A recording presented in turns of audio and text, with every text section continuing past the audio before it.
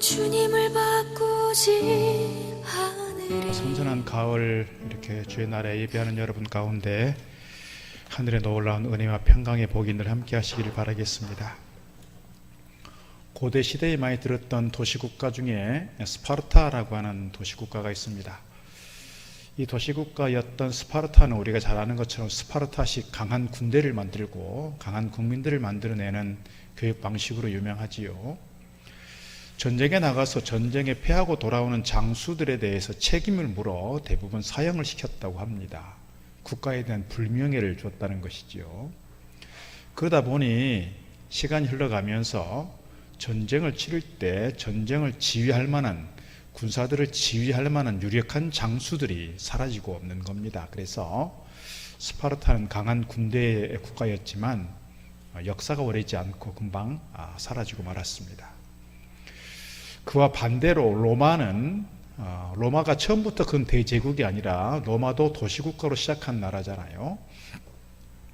전쟁에 나갔을 때 패하고 돌아온 장수들에 대해서 책임을 물어 사형을 시킨다거나 형벌을 가하지 않았습니다. 이미 전쟁에 패하고 돌아오는 그 자체가 이미 그들에게 형벌이었고 불명예였다는 점에서 그들에게 새로운 기회를 주게 되었고, 다음 전쟁에 나가게 되었을 때는 자기 어떤 불명예를 회복하기 위해서 죽기 살기로 전쟁에 임하게 되었고, 전쟁에 패배했던 그 경험이 좋은 전투 경험이 되어서 오히려 전쟁을 승리로 이끄는 그런 좋은 동력이 되었다라고 하는 것입니다.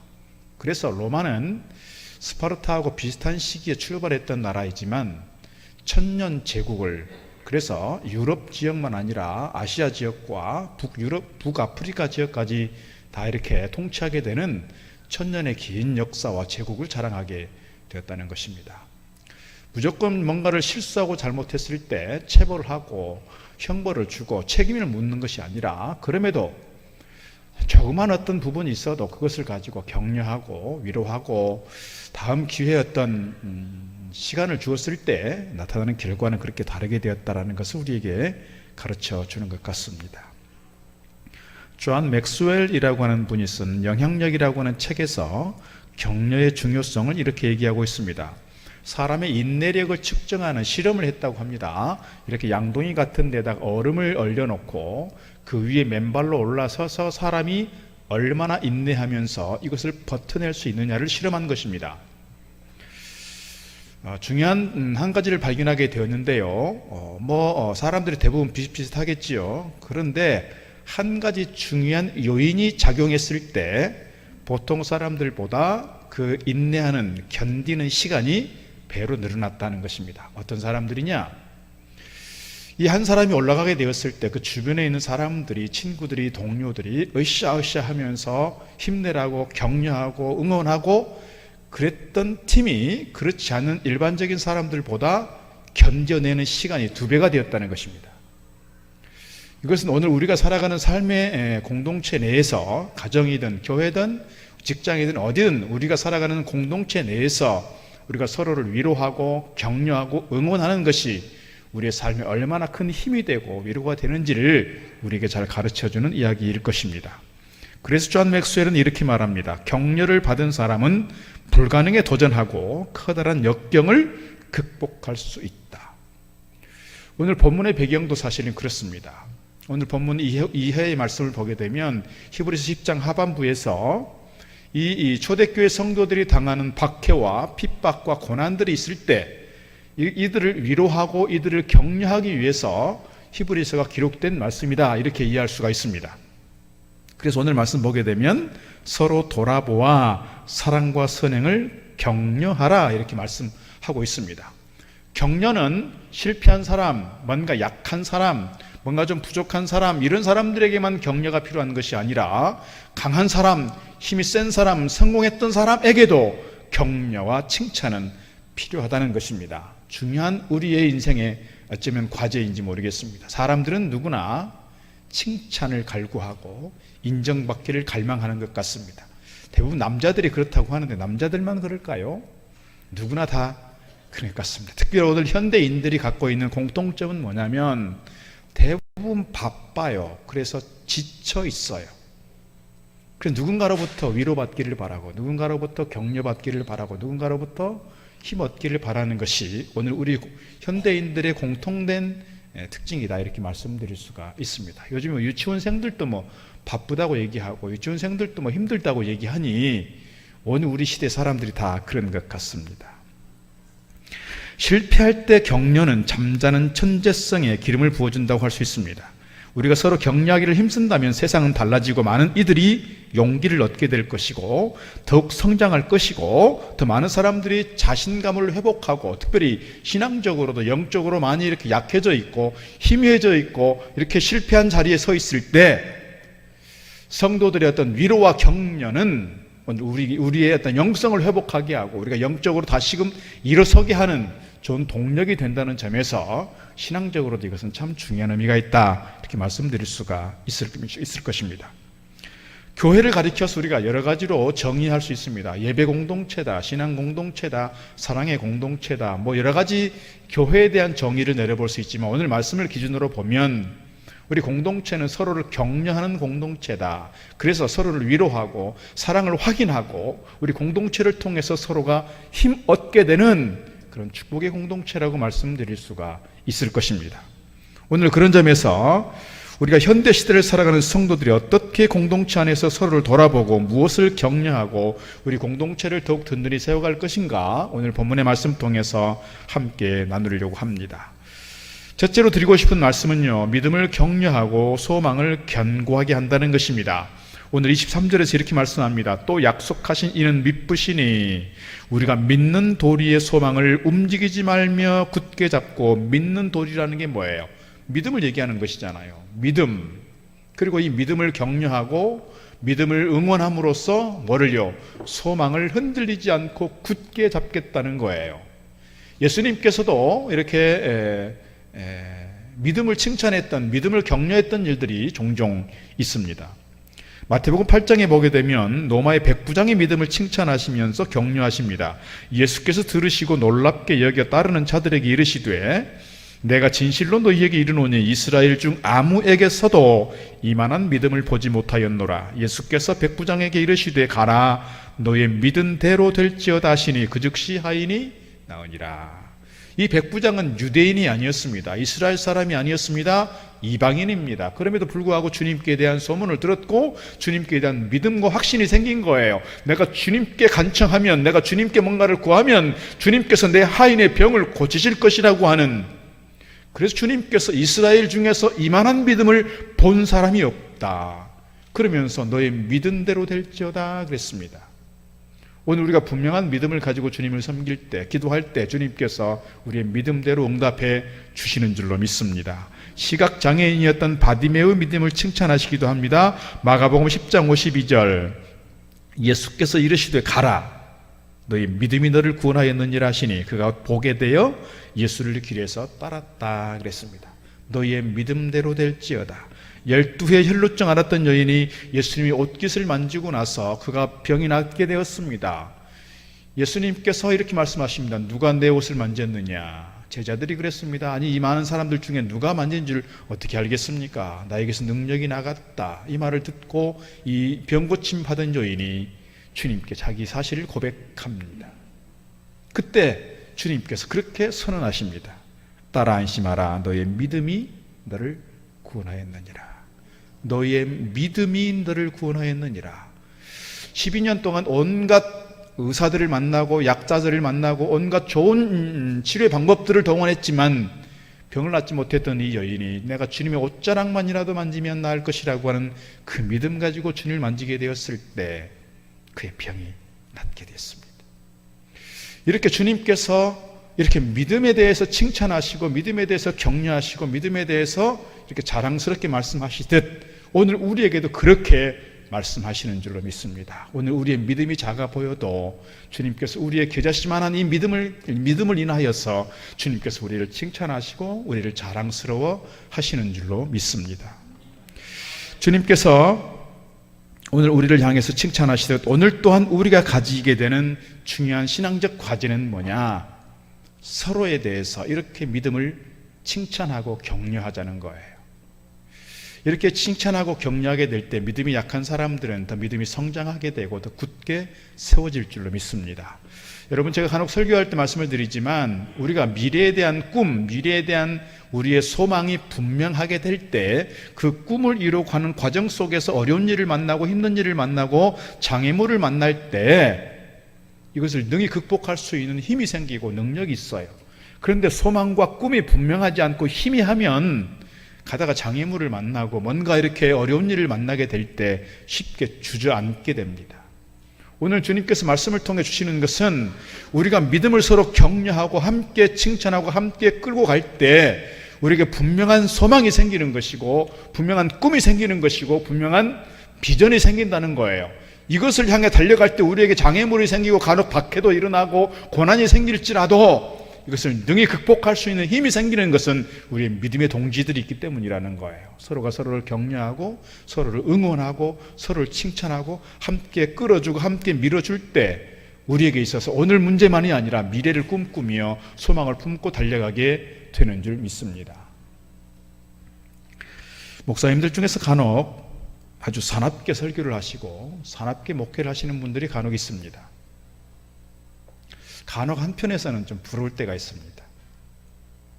이번에 이제 창원하고 이렇게 부산 쪽에서 한 주간 어떻게 보내게 됐는데요.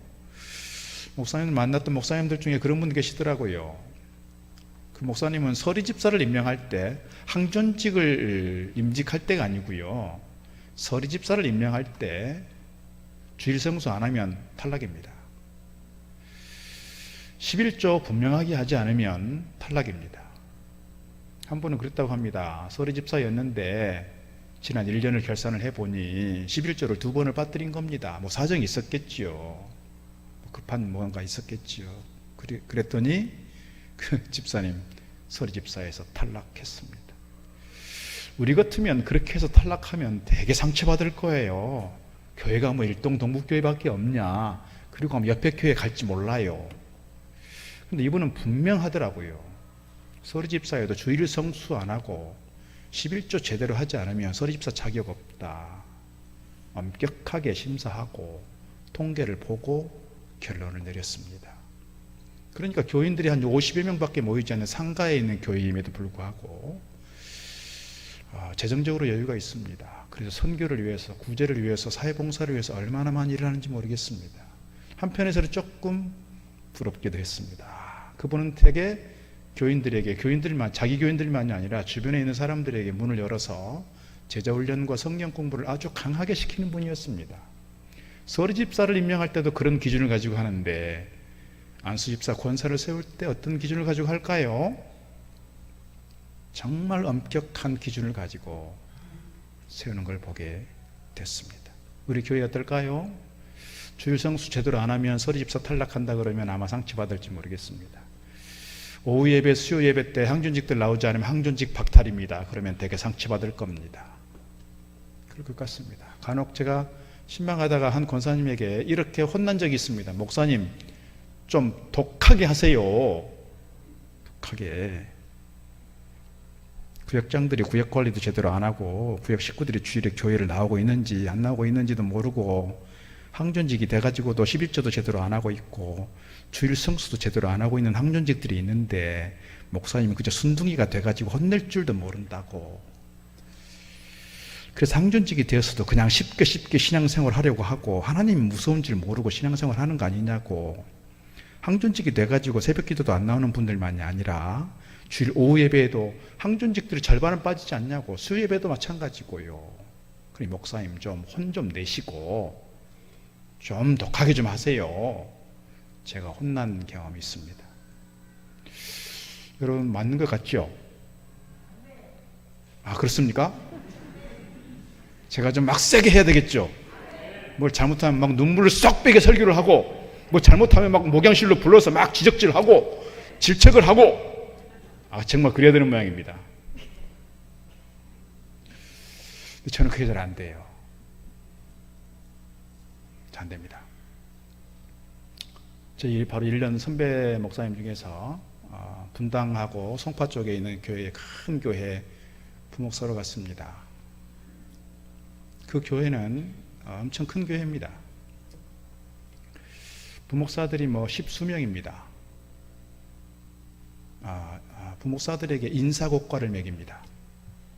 점수를 매겨서 자기 맡은 교구가 새벽기도, 전도, 주일예배, 성경 통독 이런 거 다 점수를 냅니다. 그래서 점수가 낮게 나오면 그 교회에서 나가야 됩니다.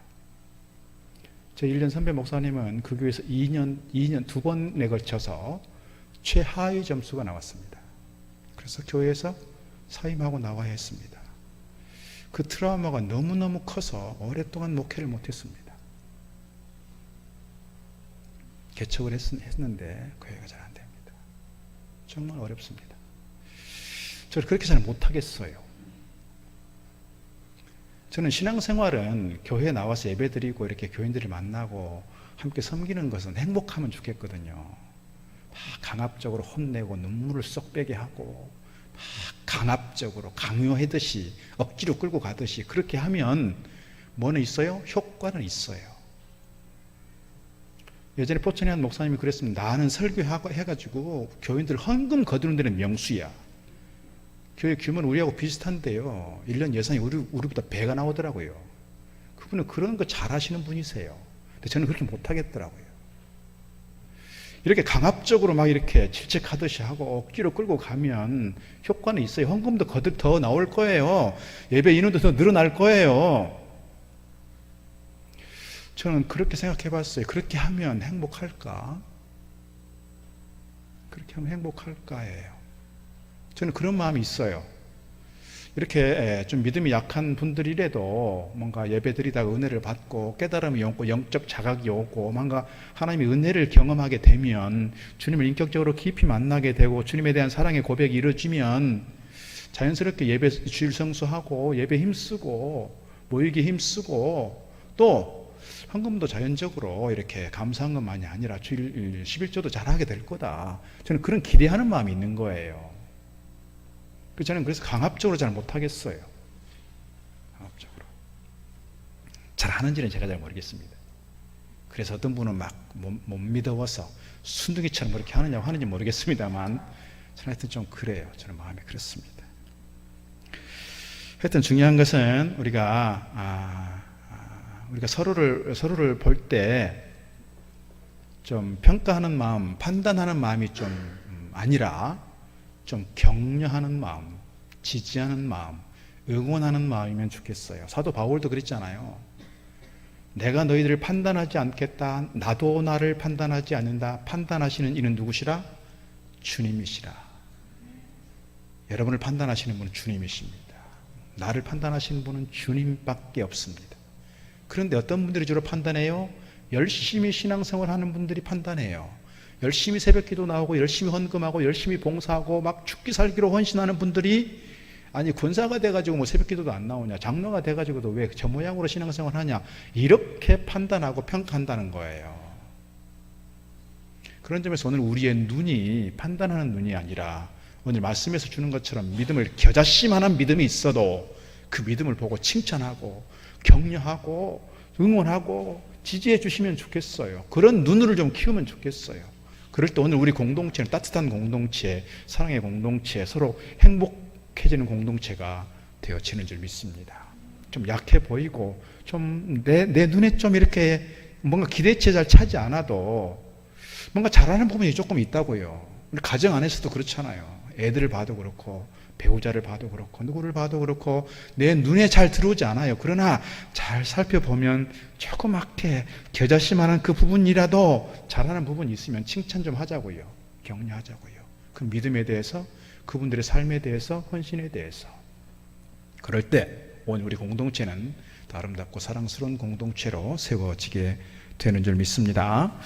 두 번째 우리에게 주는 말씀은요, 사랑과 선행을 격려한다는 겁니다. 무엇을 격려한다? 사랑과 선행을 격려한다. 24절 서로 돌아보아 사랑과 선행을 격려하며 그랬습니다. 본문에서 사랑과 선행을 격려하라고 하시는 것은 사랑에는 선행이 뒤따르는 것이고 선행은 사랑에 대한 구체적 표현의 방식이라는 거예요. 오늘 예수님에 대한 사랑의 고백을 가지고 찬양을 했습니다. 그 사랑에 대한 고백이 말로만이 아니라 마음으로만 아니라 우리의 구체적인 삶 속에서 선행으로 나타날 때 그 고백은, 주님께 대한 사랑의 고백은, 내가 주님 사랑합니다 하는 그 사랑의 고백은 진정성이 있다는 거예요. 진정성이. 그 사랑의 표현이 우리에게 구체적으로 나타나야 한다는 거죠. 지난주일 오후에 제가 말씀드린 것인데요, 주님께서 향유옥합을 깨뜨렸던 마리아를 칭찬하시면서 이렇게 말씀하고 있습니다. 마가복음 14장 8절 9절, 그는 힘을 다하여 내 몸에 향유를 부어 내 장례를 미리 준비하였느니라. 내가 진실로 너희에게 이르노니 온 천하에 어디서든지 복음이 전파되는 곳에는 이 여자가 행한 일도 말하여 그를 기억하리라 하시니라. 이 마리아가 주님께 입은 은혜가 커서 주님께 대한 사랑이 컸어요. 다른 제자들은 다 주님께서 곧 십자가 지실 것이라는 걸 꿈에도 생각 못하고 있었는 그때에 마리아는 주님을 만나는 이 시간이 마지막 기회일 수도 있다라고 하는 그 생각을 가지고 주님 말씀을 기억하면서 주님에 대한 사랑의 마음으로 그 가지고 있는 전 재산과 다름없는 옥합을 깨뜨려서 주님 앞에 부었다는 거예요.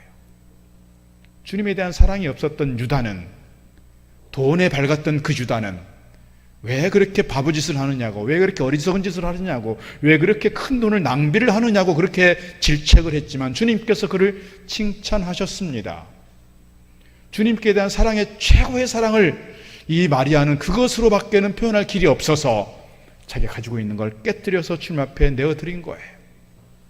그래서 주님께서 하시는 말씀이 다른 제자들도 아닌 이 여인이, 존재감 없던 이 여인이 행한 일이 복음이 전파되는 곳마다, 성경이 전해지는 곳마다 이 여인이 행한 일도 함께 증거될 것이라고 칭찬하고 있습니다. 오늘 우리가 어떻게 보면 작은 일 하는 것 같아도, 작은 그 무엇을 해도 사람들은 기억하지 못할 수 있어요. 사람들은 우리를 알아주지 않을 수도 있어요. 누구는 알아주신다고요? 주님은 알아주시고 주님은 기억하신다는 거예요. 우리 교회를 잘 돌아보시면 얼마나 열심히 땀 흘려 봉사하고 눈물 뿌려 기도하면서 헌신하는 분들이 많은지 몰라요. 아이들을 가르치기 위해서 말씀으로 준비하고 아이들 품고 기도하고 전화신방하고 찾아가기도 하고 이런 교사들이 많이 있습니다. 그래서 교회 학교가 이렇게 아이들을 키워갈 수 있는 거예요. 이렇게 주일마다 이른 시간에 와서 찬양으로 준비하고 찬양으로 섬기는 찬양대가 있어요. 예배위원으로 봉사하는 분들만이 아니라 오늘 우리가 이 시간 예배 끝나고 점심을 먹게 되는 것은 이렇게 주방에서 땀 흘려 봉사하는 분들이 있기 때문에 이것을 우리가 얻게 되는 거예요. 이것만이 아니라 교회 안에서 또는 교회 외에서도 주어진 직분과 사역을 가지고 열심히 봉사하는 분들, 우리가 한 분 한 분들에 대해서 기억하고 칭찬하고 격려하시면 좋겠습니다. 밥 먹으러 갈 때도 한마디씩 해주시면 좋겠어요. 잘 먹겠습니다. 감사합니다. 사랑합니다. 축복합니다. 식사하고 나서도 잘 먹었습니다. 한마디 해주시면 얼마나 기운이 날까요? 찬양대 이렇게 찬양하고 나서 찬양을 들었죠. 오늘 찬양을 들으면서 찬양으로 끝나면 좋겠다. 예배가 그런 생각이 좀 들었어요. 이렇게 은혜를 받을 때가 있잖아요. 이렇게 찬양으로 봉사하는 분들을 위해서 한마디씩 이렇게 칭찬해 주시고 격려해 주시면 좋겠어요. 우리보다 열심히 봉사하는 분들이니까요. 그런데 간혹 보면 그것도 지혜로울 필요는 있는 것 같습니다. 저도 이렇게 설교 강단에서 또는 이렇게 예배 중에 이렇게 여러분을 칭찬할 때가 참 조심스럽습니다. 조심스러운 이유는 저도 이렇게 모든 분들을 다 칭찬하기는 어렵거든요. 또 이렇게 지목해서 칭찬을 하게 되면 목사님은 저분을 편애하시나? 저분만 좋아하시나? 왜 나는 언급을 해주지 않지? 이럴 수 있거든요. 제가 이렇게 혹시 빠뜨리고 누구 한 사람을 칭찬을 하면 여러분도 같은 마음으로 칭찬해 주시고 박수 쳐 주시면 좋겠습니다. 왜 저 사람만 칭찬하냐? 나는 칭찬 안 해주고, 이렇게 조금 질투 어린 마음, 시기 어린 마음이 아니라 같은 마음으로 칭찬해 주면 좋겠어요. 누구나 사람들은 칭찬받고 싶고 누구나 인정받고 싶고 누구나 박수 받기를 원해요. 그런데 우리가 살아가다 보면 놓치는 부분들이 있고요. 또 기억나는 부분들도 있고요. 그렇습니다. 그러니까 어쨌거나 하여튼 우리는 누구를 보고 살아가는 거예요? 누구를 보고 신앙생활 하는 거예요? 사람들로부터 칭찬받고 사람들로부터 인정받고 사람들로부터 상급받기를 원하는 것이 아니라 오늘 우리는 주님께로부터 받을 멸류관을, 주님께로부터 받을 상급을 기대하면서 가는 사람들이니까 사람들은 나를 기억하지 못해도, 사람들은 나를 알아주지 않아도, 사람들은 나에게 박수 쳐주지 않아도 내가 주님을 바라보고 갈 때 하늘에서 해처럼 빛날 것이라고 하는 그 믿음과 소망 가지고 힘써 주님을 섬기는 저와 여러분 되기를 주의 이름으로 축복합니다. 그리고 우리가 좀 잘 살펴보면 좋겠어요. 교회에서 잘 보이지 않는 곳에서 열심히 봉사하는 그분들이 있으면 찾아가서 손잡아 주시고, 찾아가서 감사하다고 얘기해 주시고, 찾아가서 잘하였다고 얘기해 주시고, 정말 존경합니다, 사랑합니다 얘기해 주시고, 그러시면 좋겠습니다. 우리가 이것이 좋은 공동체가 가지고 있는 장점인 것 같습니다. 가정에서도 그렇습니다. 우리가 가정을 세워가는 데 있어서 정말 보이는 곳에서 보이지 않는 곳에서 열심히 섬기는 손길이 있기 때문에 우리 가정이 지금까지 유지될 수 있었고 건강한 가정을 세워갈 수 있었을 것이라고 믿습니다. 우리 가정에서, 우리가 속해 있는 모든 공동체 내에서, 특별히 교회 내에서 오늘 말씀 통해 주는 것처럼 사랑과 선행을 격려함으로써 주님께 대한 사랑이, 서로에 대한 사랑이 구체화되어 가고 표현되어지는 은혜가 저와 여러분 가운데 있기를 주의 이름으로 축복합니다. 세 번째, 모임과 예배를 격려하는 것입니다. 모임과 예배를 격려한다. 25절, 모이기를 피하는 어떤 사람들의 습관과 같이 하지 말고 오직 권하여 그날이 가까움을 볼수록 더욱 그리하자 그랬습니다. 그날이 가까움을 볼수록 모이기를 피할 것을 지적하시면서, 모이기를 피하는 사람들이 늘어난다는 것을 기억하면서, 지적하면서 그날이 가까움을 볼수록, 주님께서 가까이 재림하신다는 것을 기대하면 할수록, 내가 주님께로 가까이 나아가면 나아갈수록 더욱더 우리는 무엇을 해야 되느냐? 모이기에 힘쓰자, 그런 이야기입니다. 모이기에 힘쓰자. 현대에 이르러서 예배가 소홀해지고 중요하게 여겨지지 않는 시대가 되었습니다. 특별히 코로나로 인해서 우리 일상이 많이 바뀌었고 예배 형태도 많이 바뀌었습니다. 우리는 그전에는 뭡니까? 그 주일 성수하면 그저 예배당에 와서, 교회에 와서 예배하는 것이 주일 성수의 기본이었었고, 또 이렇게 주일 낮 예배만이 아니라 오후 찬양 예배도 그렇고 수요예배도 그렇고 예배 시간마다 교회 가서 예배하는 것이 기본적인 우리의 문화였고 정서였습니다. 그런데 코로나 때문에 교회 나오기가 어려워진 상황 속에서 이 온라인으로 예배를 드리는 것이 아주 익숙해졌습니다. 특히 30대, 40대인 경우에는 통계를 보니까 그렇더라고요. 앞으로 교회가 계속 온라인 서비스를 해야 되느냐 말아야 되느냐 고민이 있을 때 설문조사했습니다. 30대, 40대는 온라인으로 해야 된다는 비중이 훨씬 높습니다. 만약에 우리 일동 동북교회가 온라인 서비스를 하지 않으면 나는 온라인 서비스를 하는 다른 교회로 가겠다 하는 퍼센테이지가 상당히 높습니다. 요즘 그런 시대가 됐습니다. 특히 젊은 분들일수록 그렇습니다. 특히 우리 지역은 군인 지역, 군사 지역이다 보니 직업 군인들은 아직도 교회 나오는 것이 그렇게 자유롭지 않습니다. 또 공무원들이나 교사들이나 또 이렇게 공직에 있는 분들이 상당히 교회 나오기 어려웠었습니다. 또 이렇게 연세 있으신 분들 중에 그런 분들이 간혹 있습니다. 우리 아이들이 코로나 끝나면 교회 가세요. 아직은 교회 갈 때 아닙니다. 그래서 교회를 못 나오시는 분들도 종종 계십니다. 우리가 이러한 때에 코로나를 핑계대는 것이 아니라 코로나에 대한 두려움을 좀 내려놓고 이제는 좀 할 수 있으면 모이면 좋겠다 싶습니다. 물론 같은 마음으로 온라인으로 예배하는 분들도 계시지만 가능하면 같이 모여서 예배하고 같이 모여서 교제하고 같이 모여서 찬양하면 좋겠습니다. 구역예배도 벌써 3년 가까이 모이지 못했습니다. 아직 구역예배로 편하게 자유롭게 모이는 것이 어려운 시대가 되었으나 가능하면 구역예배 좀 회복이 되면 좋겠습니다. 금요일 저녁, 제가 구역장 모임 때도 말씀을 드렸지만 금요일 저녁 구역예배입니다 라고 하는 시간과 장소와 어떤 공간의 개념을 이렇게 좀 고정시켜 놓기보다는 뭐 주일날 시간 될 때 구역 식구들이 교회에서 모일 수도 있고 각 가정에서 모일 수도 있고 토요일날 모일 수도 있고 아니면 산정호수 가서 모일 수도 있고 좀 조용한 카페 가서 이렇게 모일 수도 있고 조금 유연성 있게 융통성을 가지고 구역 예배를 좀 모이면 좋겠습니다.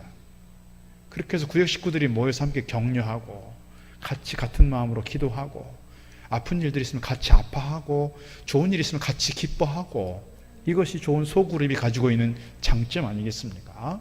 우리 구역 모임이 살아나면 좋겠습니다. 제가 지난달부터 광고했습니다.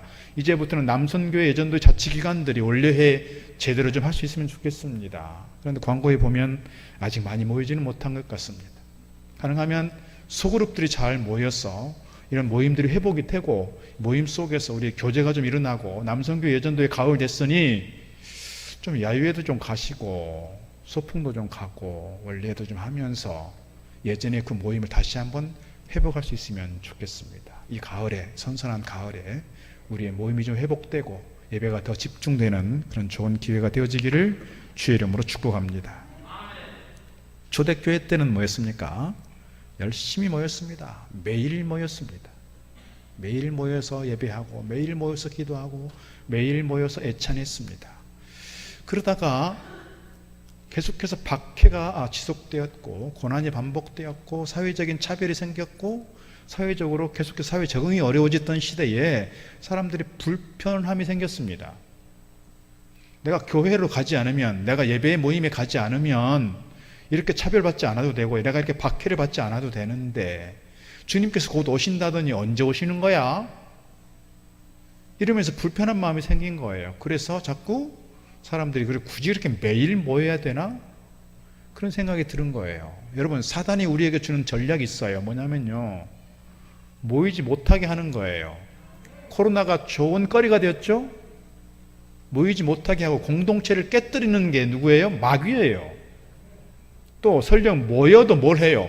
자꾸 불평하게 해요, 원망하게 해요. 그러면서 관계를 깨뜨려요. 이게 누구 짓이라고요? 마귀 짓이에요. 마귀가 우리를 계속해서 이렇게 넘어지게 한다라고 하는 걸 기억한다면 우리로 하여금 우리의 마음이, 우리 공동체가 계속해서 무너지고 모이지 못하고 집회가 뭔가 방해가 생기는 것은 마귀의 장난질이 아닌가? 늘 그렇게 긴장해야 돼. 영적으로 그렇게 긴장하고 기도할 수 있어야 되겠어요. 그래서 우리가 이런 것들을 뚫고 좀 모이고 예배에 집중하고 모임에 집중하면서 우리의 신앙을 든든하게 세워가야 할 줄로 믿습니다. 열심히 모이지 않고 신앙에 성장할 수 없습니다. 예배를 소홀히 하면서 영적으로 충만함을 유지할 수 없습니다. 열심으로 모이지 않으면서 하나님을 기쁘시게 할 수 없습니다. 예배를 소홀히 하면서 사랑과 은혜가 충만해질 수 없습니다. 부득이한 경우들도 있겠지만 열심으로 모여 예배하고 기도하는 가운데 우리 영성이 회복되고 우리의 영적인 깊이가 더 깊어지고 풍성한 은혜를 누리게 될 줄로 믿습니다. 아직도 위드 코로나의 시대이지만 이런 것들을 뚫고 모이기에 힘쓰고 예배하는 데 힘쓰면서 우리의 신앙이 더욱 든든하게 세워져 가기를 주의 이름으로 축복합니다. 사랑하는 성도 여러분, 오늘 우리 시대가 칭찬과 격려를 더욱 필요로 하는 시대입니다. 서로의 믿음을 격려하고 소망이 흔들리지 않도록 사랑과 선행이 더욱 풍성해지는 공동체가 될 수 있도록 또 모임과 예배를 통해서 우리의 영적 성장을 이루기 위해서 우리 공동체 안에서 서로 돌아보고 서로를 격려할 수 있기를 바라겠습니다. 이렇게 열심히 섬기고 열심히 사랑을 행하는 그 성도들의 모습을 보면서 판단하는 눈이 아니라 칭찬하는 눈, 격려하는 눈, 응원하는 눈 되셔서 그들을 마음껏 축복할 수 있기를 바라겠습니다. 그리고 우리가 더욱더 예배와 우리 모임에 집중하면서 우리의 신앙과 우리의 영성이 더 회복되어지고 우리 공동체가 신앙 안에서 더욱 든든히 세워져가는 우리 교회와 우리 가정 되기를 주의 이름으로 축복합니다. 기도하겠습니다. 사랑의 아버지 하나님, 우리 일동 동북교회 지난 70년 동안 하나님께서 사랑하시는 귀한 영적 공동체인 줄 믿습니다. 코로나로 인하여 신앙이 느슨해지고 긴장감이 떨어지고 깨어있지 못했던 우리의 모습은 아닌지 돌아봅니다. 하나님, 이러한 현 시대에 우리 모든 성도들이 서로를 돌아보고 격려하고 축복하고 신앙적으로 이끌어주면서 서로 손잡아주는 귀한 공동체 되게 하여 주옵소서. 그래서 오늘 우리의 침체된 영성이 살아나고 우리의 공동체가 더욱더 생명력 있는 성령의 공동체, 사랑의 공동체, 믿음의 공동체 되도록 인도하여 주옵소서. 우리의 가정 또한 서로 격려하고 칭찬하고 축복하는 가운데 더욱 아름답고 사랑 넘치는 공동체와 가정 되도록 인도하여 주옵소서. 그래서 신앙적으로 또 여러 삶의 문제로 아파하며 신음하던 그 영혼들이 다시금 일어서게 하시고 회복되게 하시고 오늘이 멈추는 것이 아니라 미래를 꿈꾸며 소망 가지고 달려가는 저희들 되도록 인도하여 주옵소서. 예수님 이름으로 기도드리옵나이다. 아멘. 무엇과도 주님을 바꾸지 않으리. 다른 어떤 은혜 구하지 않으리. 오직 주님만이 내 삶의 도움이시니 주의 얼굴 보기